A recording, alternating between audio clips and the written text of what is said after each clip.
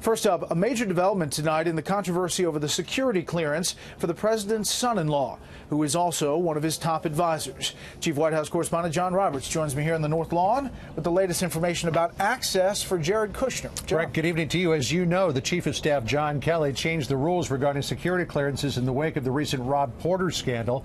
That meant that last Friday, which was a self-imposed deadline by Kelly, a number of White House staffers had their security clearances reduced, including Jared Kushner.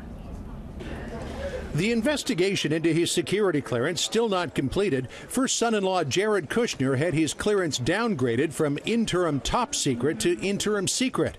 This means that while Kushner can still view some classified information, he can no longer see the most sensitive items like the president's daily brief. Asked about the downgrade late this afternoon, President Trump wouldn't answer. Last week, the president said he would leave it to his chief of staff to decide what to do about Kushner's security clearance. So that'll be up to General Kelly. General Kelly respects Jared a lot, and General Kelly will make that call. I won't make that call. The downgrade is not expected to affect the work that Kushner is doing at the White House on policy and the Middle East peace process. In a statement, a spokesperson for Kushner telling Fox News, Mr. Kushner has done more than what is expected of him in this process. Those involved in the process again have confirmed that there are dozens of people at Mr. Kushner's level whose process is delayed. No concerns were raised about Mr. Kushner's application.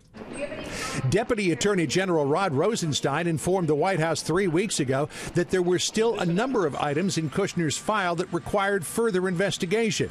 It is not known when that process will be completed or whether Kushner will receive his full security clearance. The Department of Justice did weigh in today on President Trump's request to ban so-called bump stocks used last October by the Las Vegas shooter.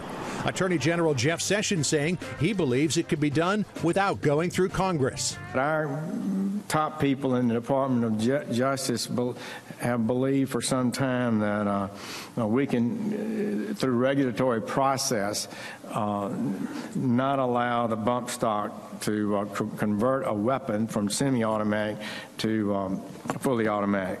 On the broader issue of gun safety and school shootings, the White House today said it will have some policy proposals to announce later this week.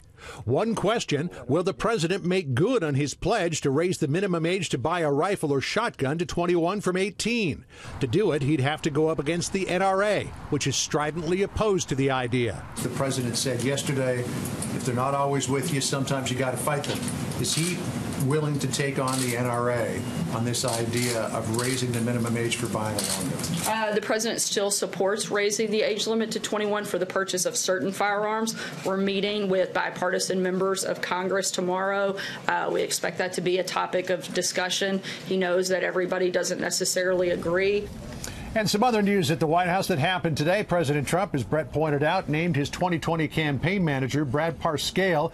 He will also liaise with all of the congressional races between now and November, trying to hold on to the House and the Senate in the November elections, the midterm elections. The president also announcing today that he cut a deal for 2 new Air Force One aircraft with Boeing. It'll be a $3.9 billion deal. The president, Brett, says he's saving $1.4 billion off the initial cost estimate of more than $5 billion. He likes to talk about that, saving the money on those deals.